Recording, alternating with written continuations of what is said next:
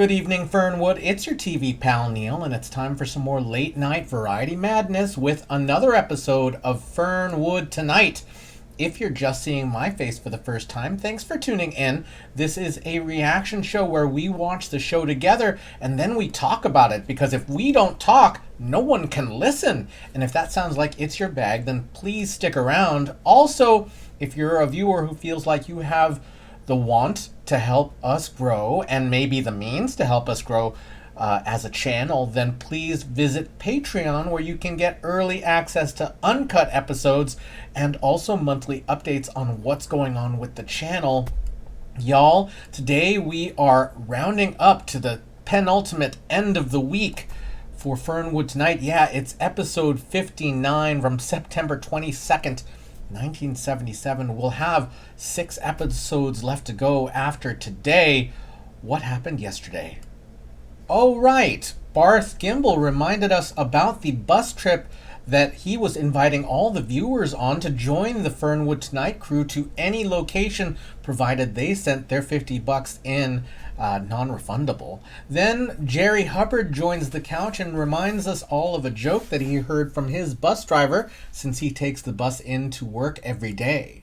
Barth visits with Happy Kine and finds out what it's like to be a musician, especially for those young aspiring musicians in the TV audience. We get another visit from William W.D. Bud Price, who tells stories of Cletus Emmett Willwelker, who advised him to get his chinodonty. Cletus grew up wanting to be a pirate, but luckily his parents were able to keep him from losing his leg. Then Bud shows a news clipping from a California newspaper stating that a creature was either a cat or a rabbit, so it's a cabot, but then he complains that it's not a cabot, it's clearly a cabunny, and not only that, that it's the cabunny that Cletus Emmett Willwelker gave him. We get a visit from Reverend Chun Hee, who clarifies that the congressmen who were getting money from his church were not getting it from the Korean government.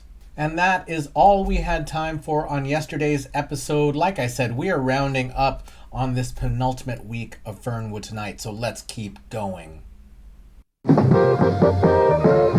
Tonight from Fernwood, Fernwood Tonight, 30 minutes of very remarkable entertainment, coming to you almost live with your host for tonight, Mr. Barth Gimble. Tonight, Barth's guest will be Virgil Sims, who is now running entirely on batteries. Dr. Emmanuel Kaczynski with some good news for homosexuals. And Happy Kine and the Mirth Makers. And me, I'm Jerry Hubbard. And now here's your host and mine, Mr. Barth Gimble.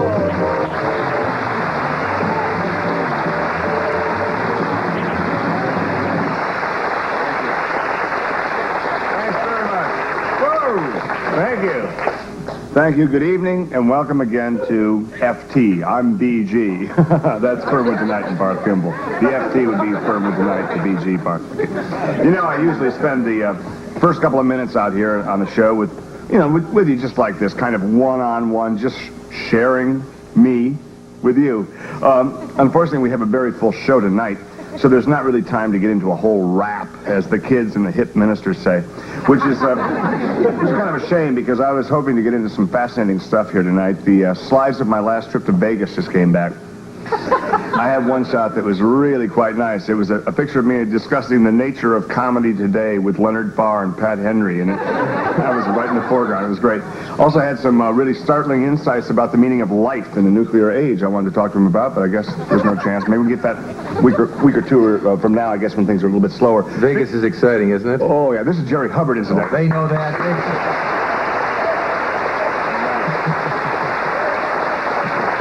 Vegas is more than exciting. I need no introduction, although you need my introduction. Isn't that Get funny? the connection? Sir, did you catch Frank Sinatra Jr.'s act while you were there? No, I didn't, but I tell you, he has a version of My Way that he sounds just like his father. It's amazing. It's great. He uses the same arrangements and everything. You close your eyes, you think it's his old man. Yeah, he singing. uses Nelson Riddle Jr.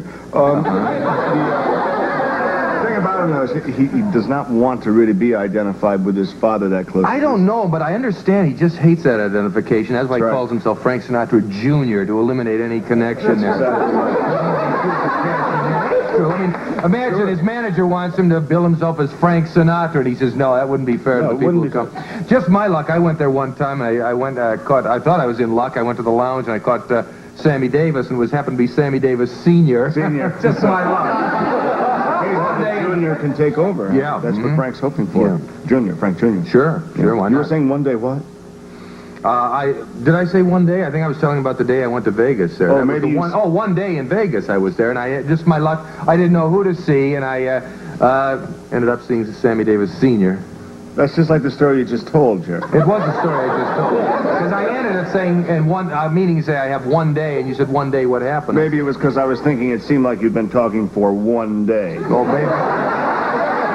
Well, let's hope for daylight savings time soon and cut it an hour short. Yeah, maybe move to Alaska, Jerry. You could talk all you wanted. For 6 months at a time. Wouldn't that be fun? Yes, Sore throat and cold weather. We have a special treat for you tonight. Virgil Sims is here from our own fabulous Fernwood. Is this his car? Is this his car?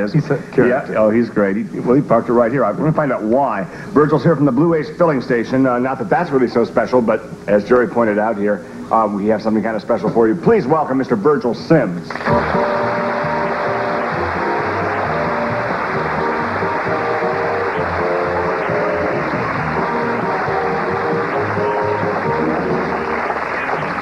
Very good. Virgil, why don't you tell us what we got here, huh? Well, Barth, I've been just as concerned as the next fella about this energy crisis, and I believe clean air is everybody's business. Absolutely. And I've been working on developing me a low-cost, high-efficiency battery-powered car. Battery-powered? Yeah, and there it is. I finally finished it, and I copyrighted this sucker. Okay. And besides catching me around town real good, this little baby might make me quite a few big bucks. Well, that's great. Jerry, no, and don't touch anything. Jerry, move, Jerry. Jerry, out of the car. Well, it's patented, Jerry. And you don't have a license, you know it. He loves to ride in the car, though. You should see him. You have to roll the window down like with the dogs. Just Virgil, stick your head right up through there. Yeah, you can save yourself a lot of trouble. Why don't you stick it up there and I'll try to roll it shut, Jerry. Going to a low bridge? Yeah, looks like a police car there with hair on it. Virgil, how fast will this, you call it a sucker? Is that the name of it, the sucker? Yeah. Okay, how fast will the sucker go? It'll do about 50 miles an hour downhill in a good tailwind. And it runs so quiet and smooth that I swear, when that engine's running, you can hear a fat woman sweat. Whoa! One of those words. Let me show you. Why don't you start her up there? Can you crank it up for us? This should be something. Battery operated.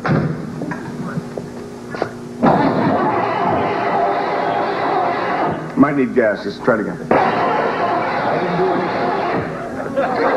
Maybe Virgil. Earth calling Virgil. Maybe one of your batteries is dead. You want to try that? That could very well be, Bart. Because if you're just working out the When bugs. that happens, all you have to do is just get out here and find that dead battery Okay. and replace it and Batteries- be back on the road again. All right, batteries under the hood. Let's take a look.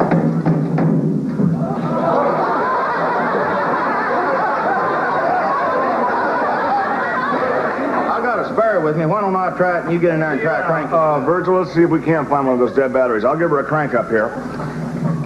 Say when. Okay, give her a try. Nothing. Try another battery. Might be another one. All right, try that.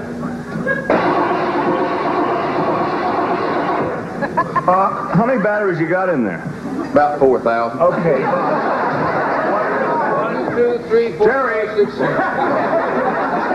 Virgil, I hate to stand in the way of progress here, and since you're not going to be moving on, I think we ought to, okay? So we'll come right back after this commercial message. Don't go.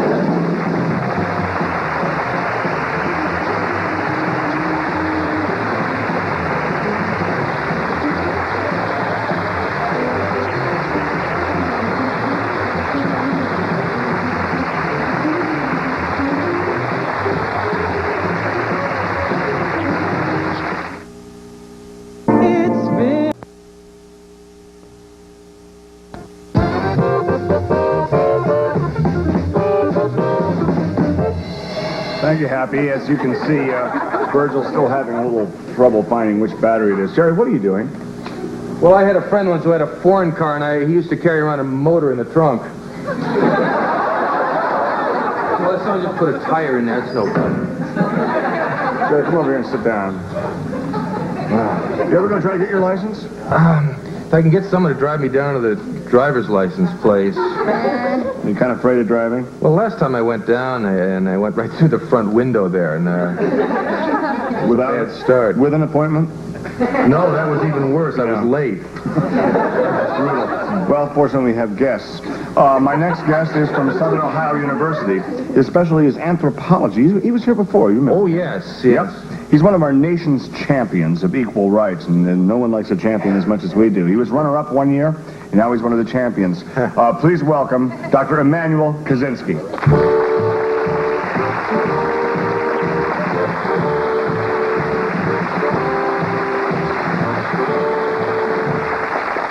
Been 4 visits, 1 suit. That's great. Doctor, touches the professor's lot in life, I guess. Doctor, I understand you... I don't have tenure yet, you see. That's what it Okay. is. How many years you been there? Oh, 9 years? no. Just kidding you. I figured you'd probably read a book and you'd like that kind of humor. There were a lot of calls about his last appearance on the show, weren't there? Or just about his appearance on the show is what it was. You guys are great kidders. Yeah, we love to do it. But let's get serious for a second and talk about this equal rights. I understand you're trying to even up the score a bit by coming to the defense of yet another of our troubled minority groups. Yes, that's the truth, Barth. I've been studying the problems of the gay community, and they have suffered enough stereotype discrimination through the ages, and it's time that members of the so-called straight population came to their aid. I agree.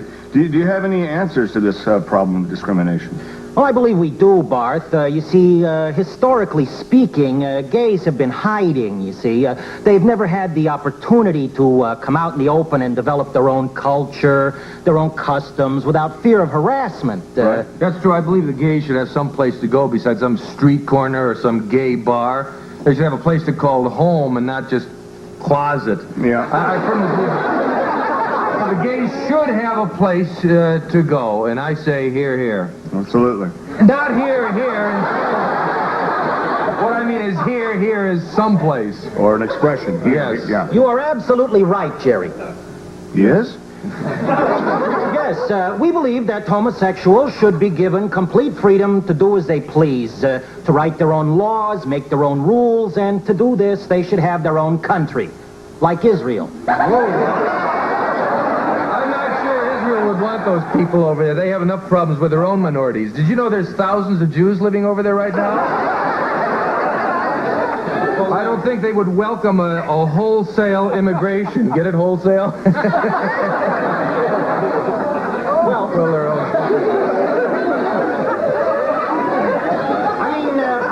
we should create a country for them. The Jewish people wandered around for years living in other people's countries until we gave them Israel. The gays have been cruising around for years, and they might cut it out if they were given a homeland of their own, you know? That's good thinking. And I think a rather novel approach. Doctor, where would this country, or as you put it, homeland be?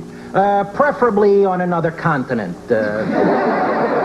Maybe somebody in Africa could block off a part of their desert region. I know it's not much, but that's what you get when a country is just starting out. I mean, what do they expect? The Wahoo? They could go and start, have a lot of fun just decorating a place from scratch just the way they want it to look. Those people can do wonders with just a bare wall and a little bit of fabric. That's absolutely true. You just load all the gays into one big desert and put a huge fence around it, that kind of thing. A fence around it and a lid over the top so they don't float out.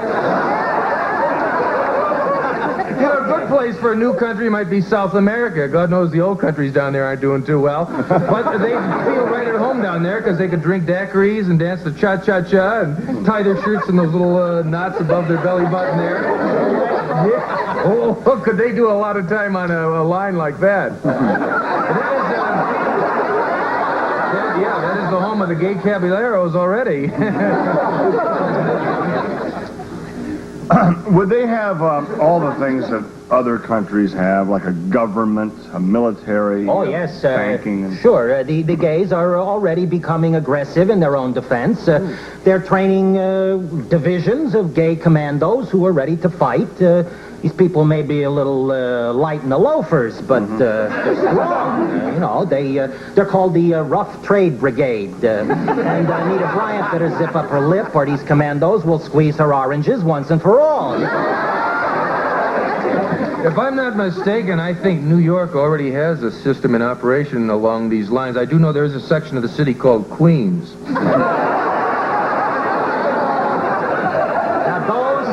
Those are the very references the gays are fighting against. They have heard too much of the crude nicknames like Queen and Fairy. Mm-hmm. And fag and homo. Also Nellies, Minties, Swisheroonies, Sissy Mary Lalas, and sometimes, hey weirdo, you in the dress. But I think it's it is wonderful to know that there'd be one place for all these oppressed gays where they could go and be welcomed with, with open arms. I guess. Of course, we wouldn't want them all to go at once. We need a few of them to stay behind and decorate our homes and do our hair. Yeah. Good point. Lord knows once they get there, they're not going to multiply, are they? You know, Doctor, I can't help but think what you're saying about this Gestapo, this kind of, this rough trade brigade and Anita Bryant, that's amazing. She's liable very quickly to find out if she doesn't shut up that a day without sunshine could easily be death. Well, Dr. Kaczynski, I think that the gay people would probably very much welcome the idea of moving to another country as long as the people like you stay in this one. We'll be right back after these words. Don't go away, please.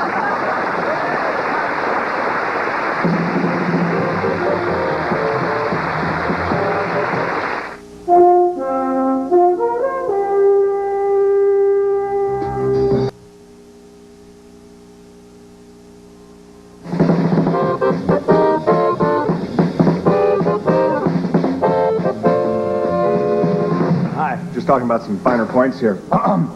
Virgil Sims is still looking, if you believe it, for the battery that's gone bad on his patented battery-powered car. So far, he has nothing to worry about really with the people stealing it, that's for sure. Do you, Virgil?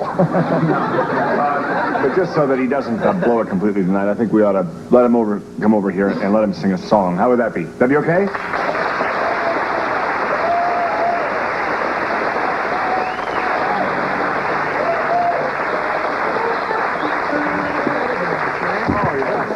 It's something he dabbles with down at the Blue Ace filling station when the prices go up. He has to figure out something to do with his time.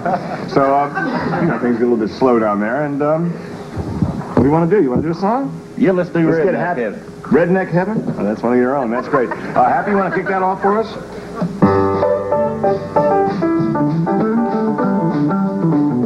Redneck Heaven is you in my back seat with my RC, my CB and moon pie.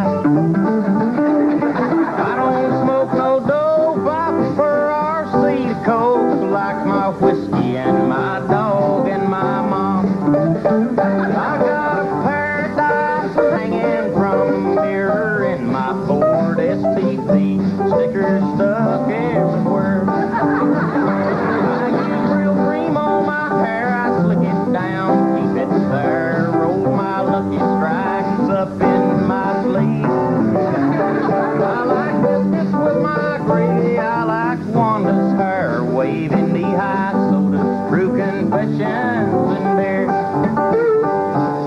I don't smoke no dope, I prefer RC Coke, like my whiskey and my dog and my mom.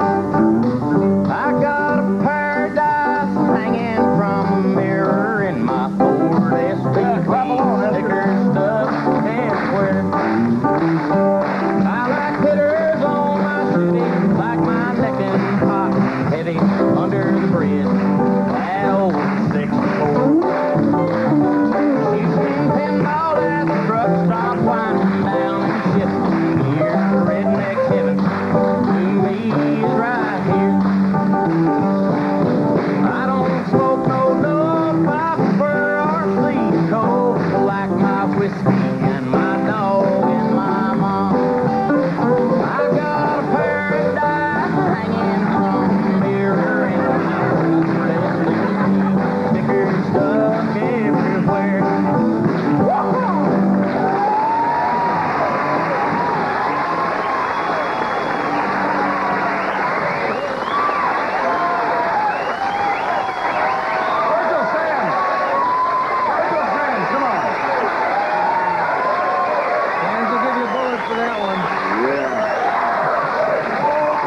song, Bert. Yes, indeed.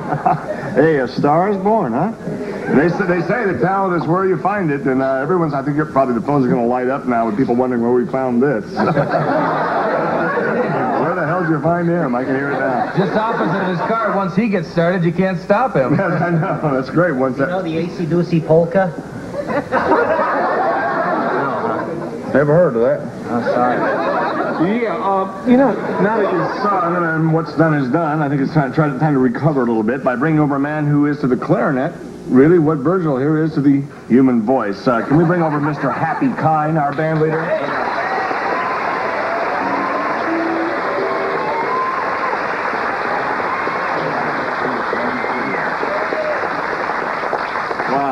Oh, it feels good to sit down, I'll tell you I'll that. bet you. Yeah. Stand all the time over there. Yeah. That's true. Well, we stand all weekend of what you're doing over there, too. Just giving you a half haze. Yeah, we're friends. What do you think of that music, huh? This kind of music, I love that music.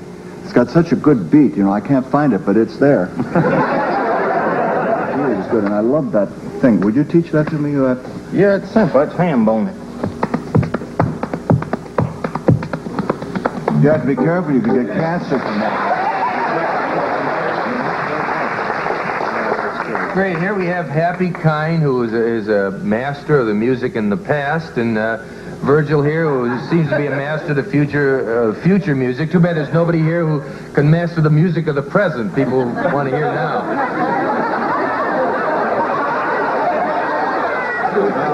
Don't touch the guitar, Jerry. Those are real. Oh, yeah, that's great. I'll tell you this, I wish you wouldn't knock the pass, because I lived there a lot lately. I know you had kind of a special number worked out for us tonight, didn't you? No, the usual. Okay, in that case, why don't we go back to Virgil's number, because that was special. Want to do some more of that? How about it? Want to hear him again?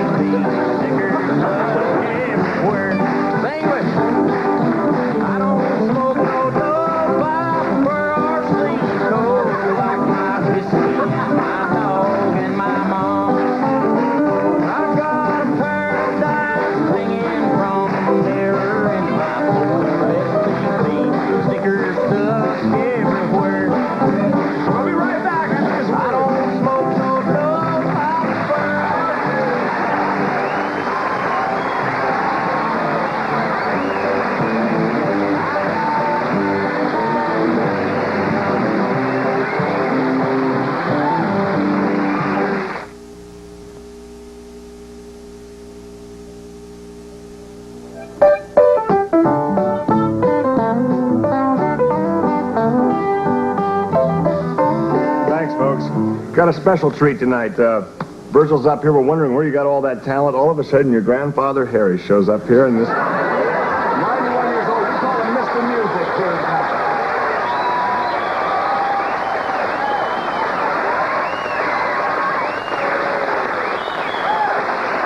I'd like to quickly thank all my guests tonight, and then get right to some real music here. Harry, what are you going to play for us? The Swanee River? Oh, I don't know. I get started from one to another. It's a regular medley from one to another. Okay, well, why don't we start out with Swanee River, and we'll all start clapping our hands and go to it. All right. All right, with the Mirth Makers. And good night, everybody. Go ahead. Oh, that's all play. Also appearing on tonight's show were Jim Varney as Virgil Sims, Dale Kessler as Dr. Emmanuel Kaczynski, and Harry Music as Grandpa Sims.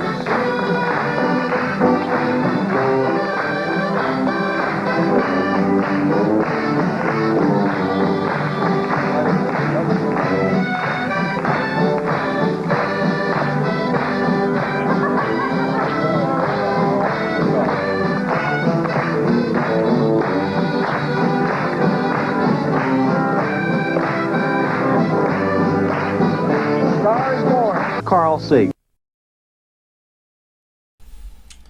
Lots and lots of songs this episode. That certainly lifted my mood compared to yesterday's. So Barth Gimbel says that there's a very full show tonight, then just briefly talks about Vegas, and that leads to a little bit of an exchange about what was going on then. It reminded me that probably my first ever visit to Las Vegas was about this time. I probably was about 6 years old, and there was nothing to do there. Maybe a little bit older. I feel like my first visit, I was very young and video games had not arrived yet.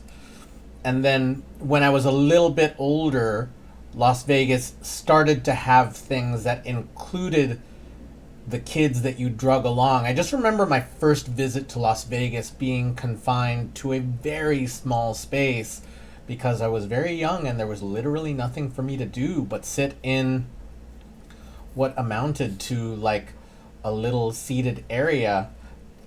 It was the worst for kids in 1977. Like, I would never have gone again had the Circus not introduced a giant arcade, like, by the time I was a tween. The word tween didn't exist back then, but you know what I mean.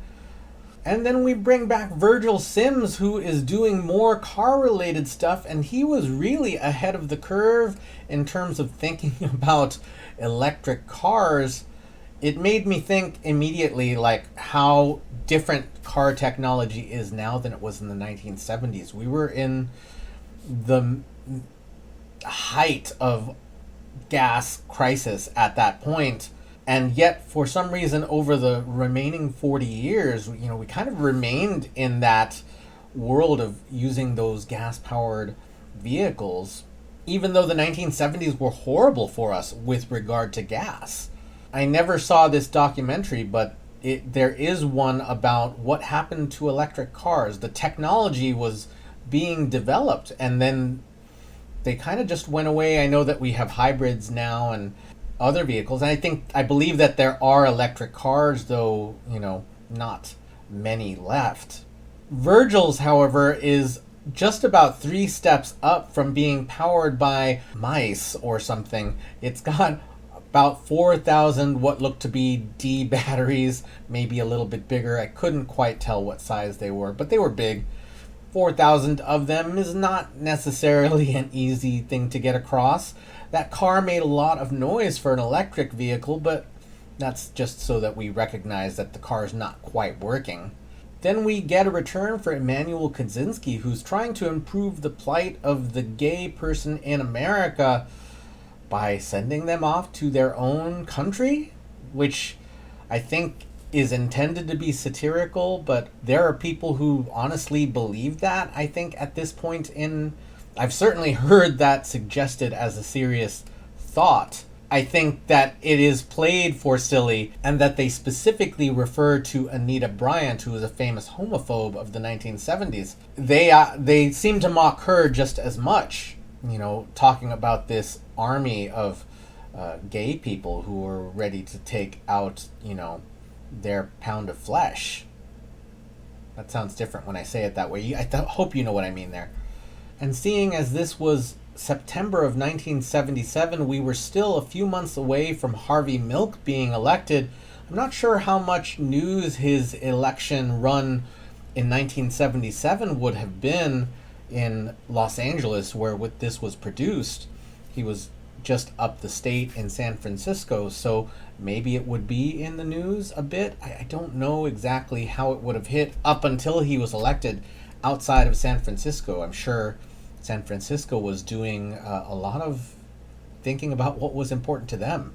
And if you're not sure who Harvey Milk was, he was the first openly gay person elected to public office in America. He became a member of the Board of Supervisors of San Francisco, was elected, I believe, in January of 1978, and sadly was assassinated in November of 1978. There is a feature film about him starring Sean Penn and many, many documentaries. He was an enormous figure in gay history, and it's worth looking him up. And I wonder where this segment fits into America's understanding of gay people in politics. I wonder how this fits together. If it is any kind of direct reference, then it makes sense. Here's something I'll say, though. None of the characters in this segment appear to be gay. They certainly aren't admitting it if they are. The presentation of gay characters in shows was something that was still pretty challenged. And we did see a few gay characters in Mary Hartman, which preceded this. So it's not like they were afraid of presenting the characters, but, you know, the history of gay television certainly is, it's an evolution, for sure. Then we bring back Virgil Sims, who still hasn't fixed his car, and we have a number, which was a lot of fun to play, and I feel like that's most of the show right there. I didn't necessarily pick out the lyrics. Sometimes it's hard for me to hear lyrics when they're sung, but it seemed like a lot of fun. I enjoyed ham boning, which, you know, I never knew there was a word for that, but I like it. Some people call it body percussion. Ham boning is a specific kind of body percussion. I suppose I can find some example of body percussion and share that with you here. So that's what I've got to say about today's episode. So now I'm going to drop another seed for the second show that I'll be watching in just over a week at this point. So I'll be watching MASH every week starting, 2 weeks from now-ish.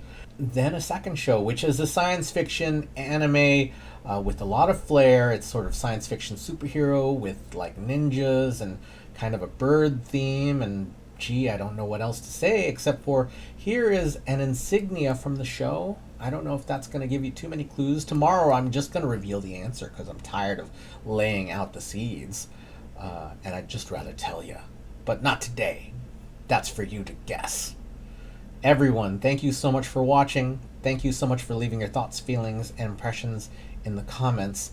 Thank you to all my top tier Patreon supporters, because I don't think you have to guess anymore. We will see you tomorrow night.